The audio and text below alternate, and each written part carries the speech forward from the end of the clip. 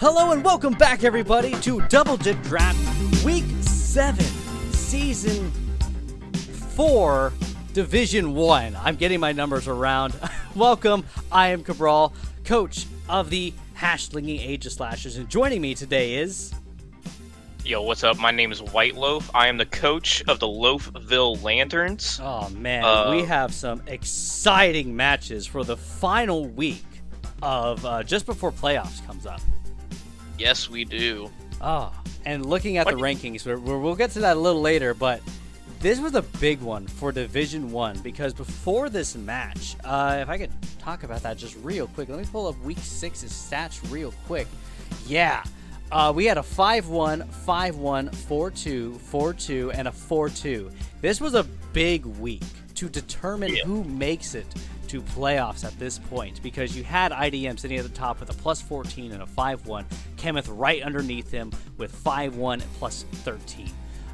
Honestly, it's anyone's game at this point on how well or how bad you do.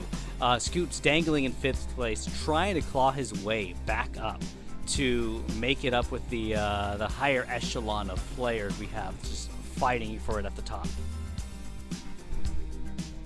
Yeah, if I remember correctly, like, the stars had to align for many people just to even have a chance to make it into playoffs. Like, so many people had to, like, lose their matches. So many people had to win their matches.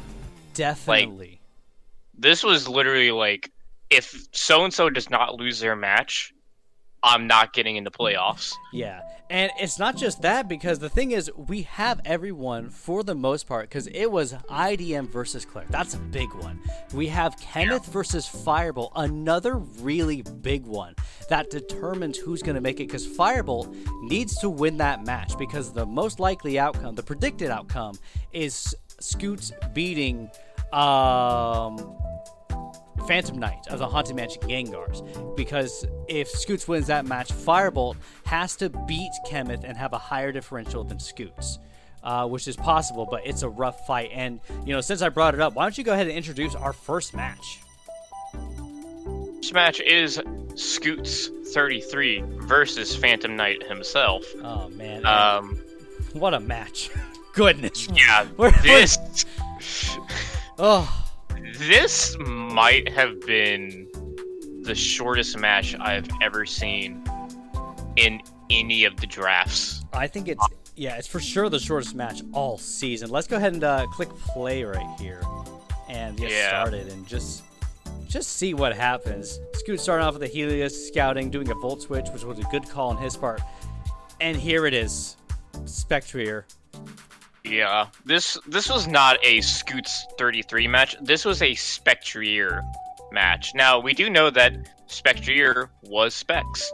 Yes. So, there is just death reigning upon Phantom Knight's team. Like, there is nothing he can do with the team setup he has here. Yeah. The only thing that I could see that he could have done. So let's assume, like, you know, obviously, like, he can't change the team anymore, right? Yeah. The only thing he could have done differently to prevent this from happening is, I think, switch Electivire into the Volt Switch, assuming it has, I think it's Motor Spirit. Yeah, Motor Drive. Yeah, basically, if it's hit by an electric attack, it boosts its speed. Yeah, I think that is literally the only thing he could have done, at Team Preview, at least. Yeah. Obviously, I think personally he should not have brought Electivire at all. He definitely should have brought Absol, because that's kind of the only thing that can deal with Spectrier. Yeah. Especially if it specs. Maybe Assault Vest Primarina, but that's a maybe. Yeah, that's a big maybe. Just because at the point that Premier was brought out, this 3.5 times attack and spec Shadow Ball, it just still does a lot of damage. Yeah, I mean, you know, assuming it's Assault Vest, you should bring that thing out as soon as you can, like, safely, obviously. Don't bring it in raw, because then it's just gonna die, but yeah. Definitely a good start, to be fair, though, with Phantom Knight, getting up rocks just in case of anything else really coming in. But honestly, it is something where, you know, it's hard sometimes to figure out what your opponent's going to do, because, you know, we have a week of preparation for these battles, but, you know, you don't really know what they're going to bring and why. So it's tough to put a team together and really figure that out sometimes. It really is. Like, don't get me wrong, I respect the Electivire. I love Electivire. Electivire fucking sucks, especially against Scoots' draft. The only thing that I think it could hit well is something that you brought up, which is Tapu Fini. Yes. Aside from that, I can't think of anything else that Electivire really does well. It can run Fire Punch for Scizor, but that's about it. And I feel like you have plenty of other answers that are just as good. Like, I know Tornadus gets Heat Wave. Which I can only hope that he did bring as well. Yeah, he did bring Tornadus to this fight right here, actually. He did.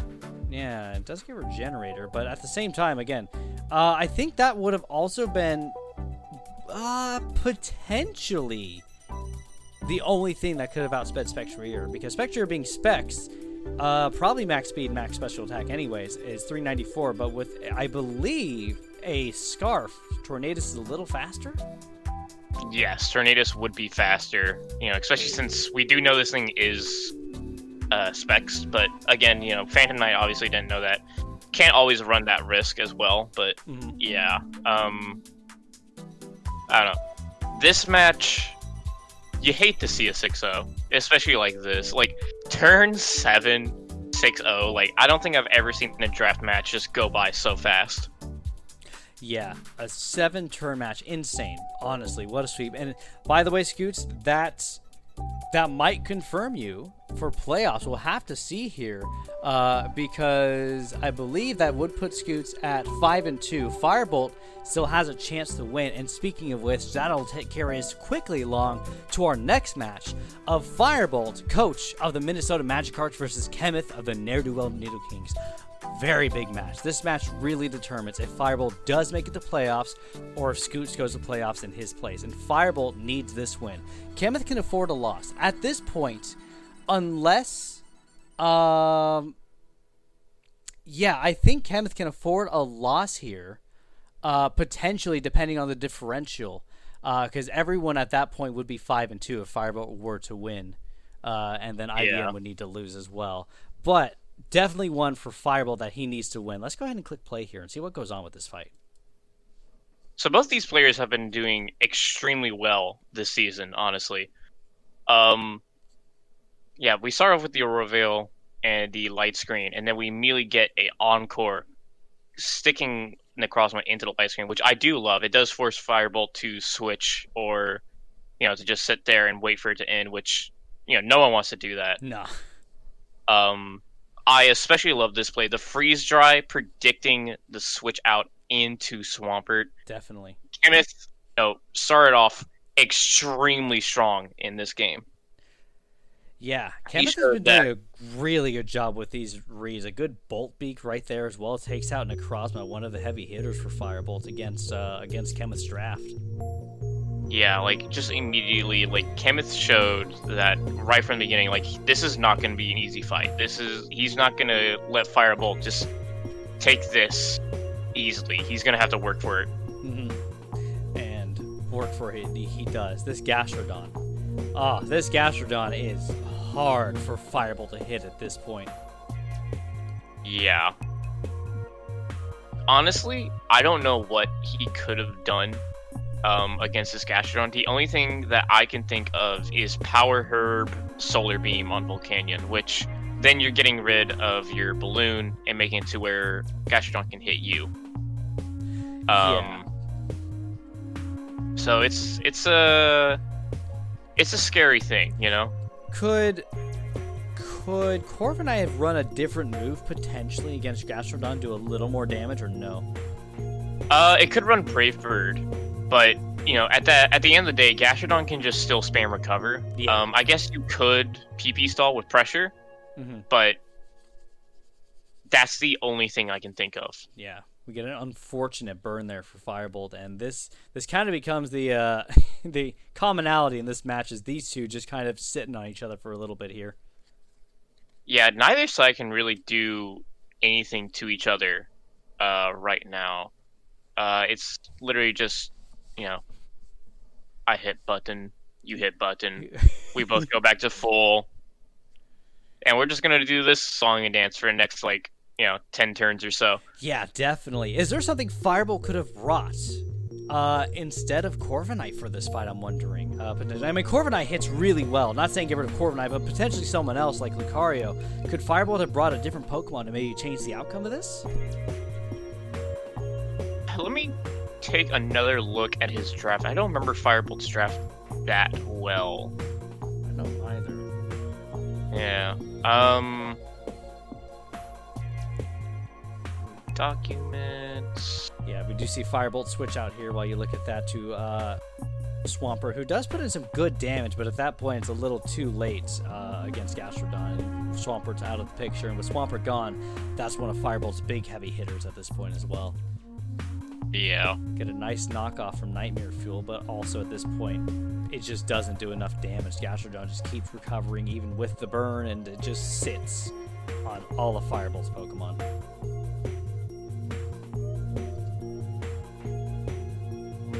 With Gastrodon there, like, I don't know, there's not a lot the Fireball can do. Like, he has no Pokemon that can really touch it. Like Swampert, does a good bit with Earthquake, but it's too low at that point to really make a difference. Definitely. Yeah, we see Drapion here just faint, and at this point, we do have Fireball having a good call, by the way, with the Air Balloon and Water Absorb, because Gastrodon can't hit it at this point. The only thing you can hit it with is Toxic, which is unfortunate because, that's just obviously going to whittle down the Volcanion in the first place, and, it's just going to die to Toxic. Yeah. Alright, let's see. What could Firebolt had brought? He actually could have brought a Ludicolo, which I actually think would have helped a lot. Ludicolo would have been a pretty decent call. Yeah. What else, if anything else? That's kind of it. Mm-hmm. I do think Ludicolo might have actually been a better call at the end of the day, just because, with Psychic Terrain shenanigans, Lucario, like, granted, Fireball always runs Special Lucario, which I do like. I don't think you really see Special Lucario too much, and I think Special Lucario is really good because you still get priority move with Vacuum Wave. But for this draft, well, actually it's hard to say. Lucario is nice because it does hit Sand Slash, it hits Ninetales, it hits does hit a Arctical. majority of Kenneth's Pokemon, and you can't really fault Fireball for that, because again, it's just a rough matchup, because we even see here at the end, Gastrodon's still alive with the burn, taking these Aura Spheres to the face really well. We get a good Scald off, and another burn though. That Fireball is just getting burn after burn from Gastrodon. Finally, Gastrodon dies, but a little too late at this point. With Psychic Terrain up, there's no priority, and it just dies to a Psychic attack. Yeah. I don't know, it's hard to say. This is a really rough draft. I think maybe the only Pokemon that I could see maybe swapping places is maybe Necrozma. Mm-hmm. Which I don't even know if you really want to do that. I mean, here he has Necrozma here as well, but he only used it for a Light Screen, and at that point... Well, that's what I mean, like, get rid of Necrozma for Ludicolo. Okay. Yeah. But I don't know what all else Necrozma, was there for. Mm-hmm. Like, maybe just screens and being a little defensive as it is. Yeah, I do know it does get access to stuff like Flash Cannon and stuff like that, so, it can still hit those other Pokemon. Yeah. That I mentioned earlier, like Lucario can. Shadow Ball actually could have also came out, I think, from it, or at least Dark Pulse to hit Claydol and Tapu Lele. Yeah.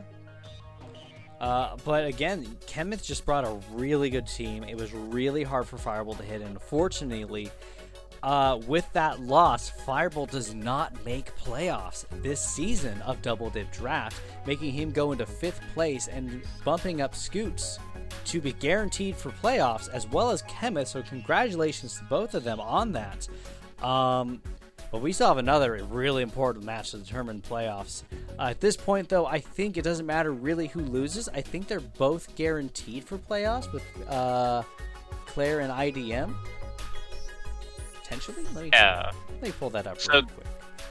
So this was the only match I did not get to see before today. And I have to say, I'm kind of sad I didn't, because this was a really good match. And, for once, I don't want to spoil too much. Actually. Yeah, don't want to spoil too much. Go ahead and introduce the teams, and I'll talk a little bit about how the rankings shaped up because of this match too. Yeah, so obviously we have IDM4. He is, the GOAT. He is he is the reigning champion. Well, he's not the reigning champion technically, but he's a champion of the hearts. Yeah, definitely. IDM brings a lot of skill and knowledge to this competition or competition. I guess competition in the first place. Yeah, it's a competition. IDM. Anytime someone hears that they have to go up against IDM in draft in our season, they shake a little bit. No one's quite ready. You never know when IDM's gonna run the typical stuff or some real memey stuff like Imprison Gardevoir. Yeah. Yeah. But Claire is also a bit of a wild card. She's been kind of taking a bit of a back seat in terms of draft season. I think this is actually her first draft in a while, if I remember correctly. It's been a few seasons since she's been with us, and she's been doing fantastic, honestly. And at this point in the season, Claire was 5-2, and IDM was also 5-2 at this point. Is that correct? No, that is the wrong one, I think. Hold on. That is what happens after this fight. Yeah. Okay, Claire was 4-2. So if Claire had lost this match, Firebolt would still be in. Yeah, but as I kind of spoiled already, yeah, my apologies, because I read the wrong sheet of paper. Yep. My assistant bringing me the wrong papers today. I worked so hard to not spoil it, and you just go there like, there we go. I got you. Don't worry about it. Yeah, let's go ahead and watch it then, since I've already spoiled it, and click play here. What an intense battle, though. Something where IDM struggles against Claire's team.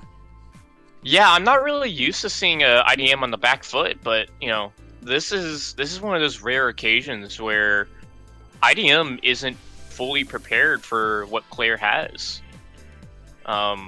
Definitely. Usually he's got everything planned out. He kind of has a good idea of what his opponent's gonna bring. But good use of Stone Edge, good use of Substitute, but Infiltrator exists.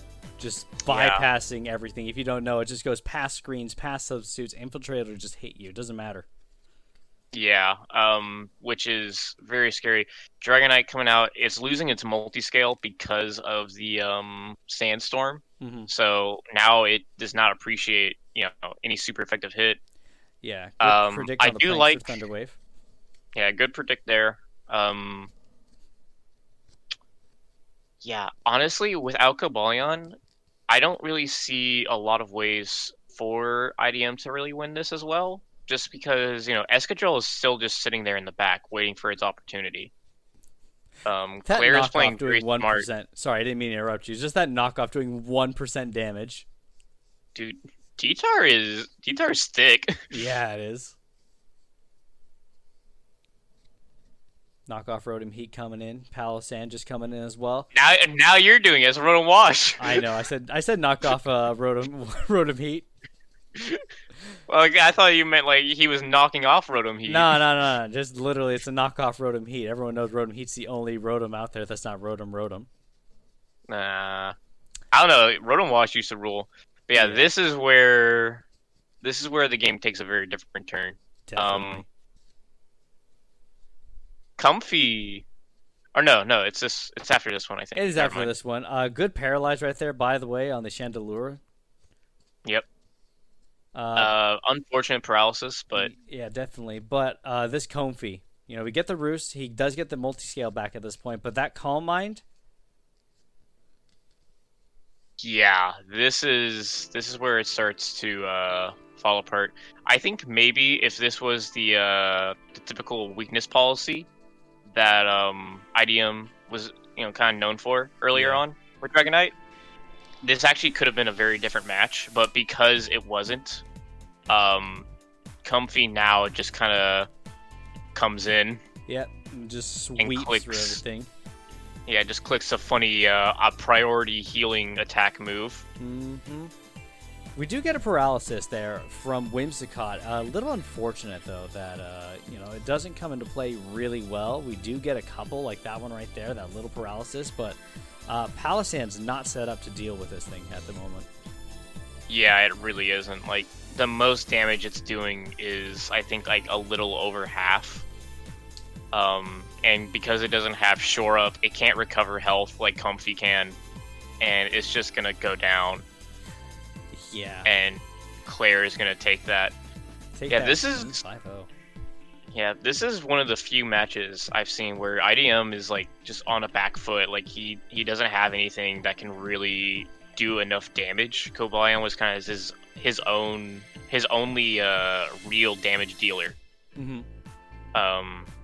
Dragonite, it can deal damage, but it definitely needs to set up at least a little bit. Yeah. Which it can't really do against Comfy because, it's just going to click Priority Draining Kiss and, do a lot of damage. Yeah, it's definitely something where he just struggled with that setup. And Dragonite also just, because of that lack of weakness, I think weakness policy would have really, I'm not sure what it ran for its item. I don't know.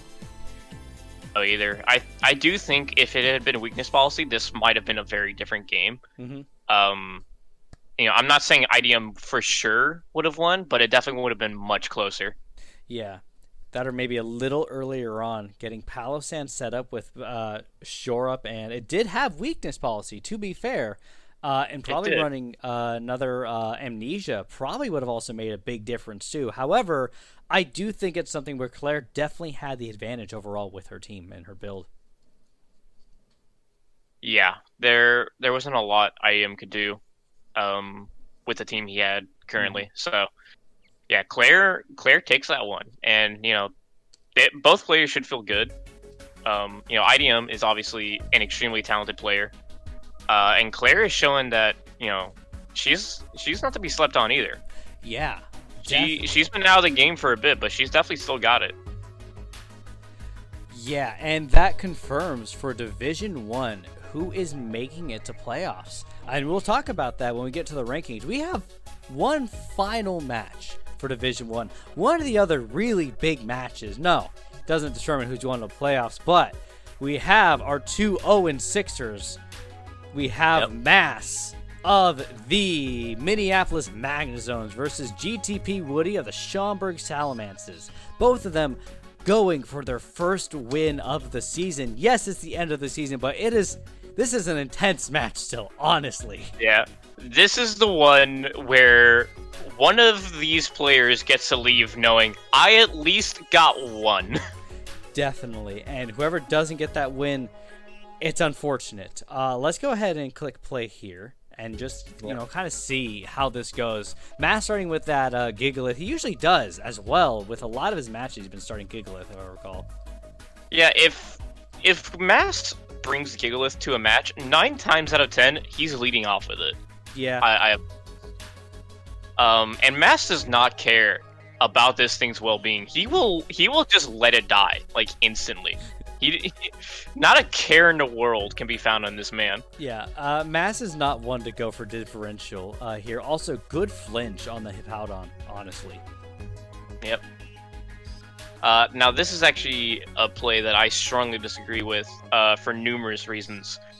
One, you should not go and let, your Togekiss fall asleep like that.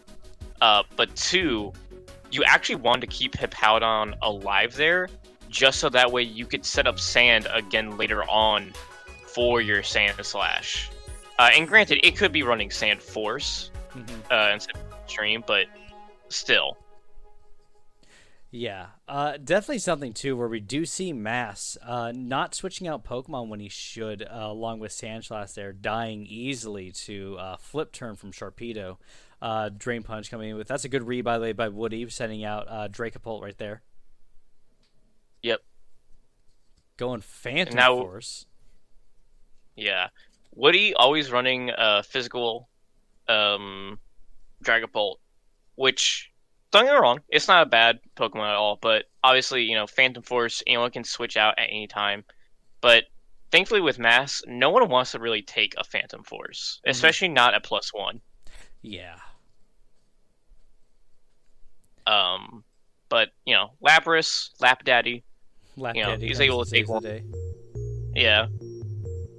And this is one where this is unfortunate. So if Woody had a bit more awareness of Pokemon abilities and whatnot, I think he actually could have won the game there. Probably could have. Although, to be fair, Como really does hit pretty hard still at that point as well against whatever he had left still.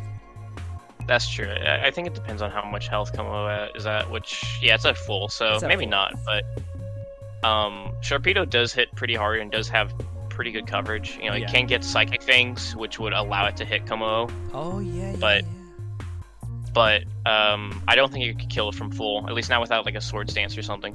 Yeah, we did see Mask out there in the end, by the way, for a sleep with Rosalia. Roserade, sorry, not Rosalie. With Roserade there at the end, Mask was intentionally doing that to be a little cheesy with it and just try to get a sleep off and then kill it. And we see him go for that. But this is Mask's first season and his first victory, and I have to congratulate on that and for pulling it around and coming from not having played Pokemon to getting his first win in season 7 or week 7 of the finals. Season 4. Come on, brain. Work with it. You got this. It's Come just on. numbers. You got numbers. It's just numbers. Oh. Your turn to talk. Yeah, I mean, both players, they did their best. Mass, for his first season, I don't think he did as bad as he thinks he performed. No. Could he use practice? Absolutely, but the same thing could be said about any player, really. Like even IDM, like despite like how good he is, practice never hurts. No. To have under your belt. Like you could be the #1 player, and if you don't practice, then you're gonna fall behind.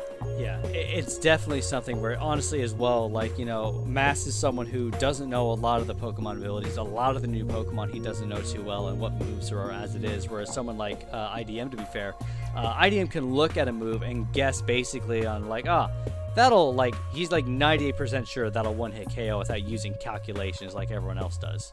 Well, IDM is a machine. He doesn't count. You're absolutely right. Yeah. Oh, goodness. IDM is just a walking Pokemon calculator. Mm-hmm. But anyways, unless you got anything else to say in regards to these matches, let's get to the Yeah, I don't think I have anything else to add. Just honestly, very exciting matches though for the final week before playoffs. So let's take a look then at the ranking after these really good matches. So we do have the Neerdowell Nidokings pulling out on top. They are in first place in their division, in Division 1, being 6-1 with plus 16. Pulling ahead of Claire in second place at 5-2 with plus 14. Good job, Kemeth. Like, Kemeth had a great season, honestly. Yeah, he did. Kemeth, despite like not being super into competitive Pokemon as of late. Well, I guess no, that's not true. Ever since the season started, he's been kind of into it, and a little bit beforehand too. But he's definitely shown that while he's been out of the game for a while, he's definitely ready to go again. He's definitely ready to solidify himself as a top level competitor, at least in this draft season. Yeah. And hopefully, maybe even like some others as well if he decides to do that. And it's something too where because of his ranking, looking at the other side, because we do have week 7 also done for Division 2 at this point as well. We had the Hartford Honchcrows, Jason's team, pulling out in 4th place for Division 2, and Kemeth gets to fight him. First match of the playoffs is going to be those two fighting each other. Claire fighting, I believe it's Vincent of the Herline Haluchas. Third place goes to IDM. Actually, they are wrong in the current rankings, but that's what we're looking at. But because IDM beat Scoots, IDM is in third place despite them having the same differential and same score. So IDM is going to be fighting the Southtown Sand Slashers and taking out Spood over there. So that's going to be a fight to watch. Damn, you just said taken out just straight up. You got no face. Don't worry, he's not going to watch this. Nah, don't worry. No, it'll be an insane fight. I'm excited to watch it. Yeah. And of course, Scoots in fourth place is going to be fighting Aurora the Hunsbrook Hunters. Aurora having a fantastic season. Scoots being a really good player. That should be an awesome match to watch for a weak force. I think Aurora's actually only lost one game this entire season. So is Kemeth. Oh yeah, you're right. Yep, Kemeth has lost once. I can't remember who to at this point. Was it Claire? It might have been. Might have been Claire. I think I do remember that. Yeah, I think it was clear. And Aurora only losing. I can't wait to be proven wrong. Yeah, I know, right? And Aurora only losing to Spood of the Southtown Sand Slashers. I could have won that fight too, but no, I'm not gonna. We're not gonna talk about that here. PJ Salt. Yeah, PJ Salt. But yeah, no, it's what a season. What a, I think this is one of the most dynamic seasons of Double Dip Draft from what I've been hearing. I know it's my first season, but from what I've heard from Spood and Aurora and IDM and folks, this is quite the intense season from what I understand. Oh yeah, no, like I said earlier, I don't remember if I said this on recording or not, but literally the stars had to align for half of these people to get into playoffs. Yeah. And the stars aligned in their favor, thankfully. This was such a close season for many players. Yeah, and it was crazy too, because we talked about, because it's insane for Division 1, because that's the one we're talking about and discussing, that the top 5, the best of the best for this division, were just brawling it out for these top 4 spots up until the last week mattered. Every fight of theirs, every one of them, made a difference in the way they won or lost. Yeah. And this was just a slobber knocker of seasonal drama. Like, am I gonna get in? No, you beat me. Definitely. And the same goes for Division 2. Sure, Aurora was 6-0 last week, and Spood was sitting pretty at 4-2, as well as Vincent, but the 4th spot literally could have been anyone's between the Hartford Honchcrows, Hatchling Age Slashers, Kansas City Crabbers, and even Skittles. Nevada Ninetales, a 2-4 and -12, had a chance to make it to the 4th rank in Division 2 if the stars aligned right. Literally, I had to get 6-0'd by Skittles in my match with him, and then Remedy had to 3-0, exactly 3-0 the Hartford Honchcrows from the Kansas City Crabbies, and Skittles would have made playoffs. Insane. Yep. It is just that close. Oh, goodness. But what a crazy, tumultuous season. But now playoffs are here. I'm going to go ahead and throw up a little thing here so you can see what's coming up. So we got Neerdowell and Nidokings, like I said, versus the Hartford Honchcrows. Should be an interesting match. Here's the thing. I think Jason knows Pokemon really well. I don't know how well he's going to do against Kemeth, because Kemeth has brought a really good game. Jason does have a very scary team. But Kemeth has shown that, he has some very in-depth knowledge of Gen 8 right now. Yeah. That being said, Jason does have Urshifu, which is probably one of, if not the scariest Pokemon of Gen 8 OU right now. Yeah. Obviously, we always make the joke, Lando T will always reign supreme. But there's always that one Pokemon that's nipping at the heels. And I think for this generation, Urshifu is definitely that Pokemon. I can see that. Urshifu it hits like a truck, that thing. It really does. And it has so many good viable sets. Life Orb, while it's not my preferred set, it is there. Choice Band, I don't think I can think of any Pokemon that, appreciates a choice banded Wicked Blow. Even though it's not the strongest, it is a critical hit guaranteed every time. And because of Urshifu's ability, it goes through Protect. And Choice Scarf, I mean, like, yeah, it's really good. Urshifu doesn't really need the extra power sometimes. Like, sometimes you just need that late game sweeper, and I think Urshifu is definitely that Pokemon. Yeah, so gonna be an exciting match to watch. And then we do have Southtown slash. Hold on a second. Southtown Sand Slashers and Brussels Espeons after that. One we had already previously just brought up, and I think that's going to be an exciting one. Spood bringing some really good heat this season, knocking out Aurora, who was 6-0 at the time. And, of course, IDM, one of the best players out there. Yeah. This is a match that, has been played out many times. IDM has won some. Spood has won some. Spood does have a very scary draft. He's got electric terrain. He's got a Alolan Raichu, which is he's got that Slurpuff. Which don't forget Drifblim. I did actually forget Drifblim. Drifblim is okay. Real talk. Drifblim is a bit of a sleeper hit. It does get Unburdened, and I don't think it's that bad of a special attacker. No, it's not that. Yeah, but I don't think you would ever run Drifblim over Slurpuff, but who knows? Maybe this is the time where Southtown Sand Slashers, where Spood will prove me wrong. Yeah, because that's something to take into account too. By the way, it's not just how well can I hit my opponent, but how well can I surprise my opponent. Like if you bring Pokemon your opponent doesn't see coming, that puts you at an advantage usually. Yeah. What else we got? And then we do have the Maryland Manectrics and the Hurleen Howluchas. Should be a good match. Vincent's a great player.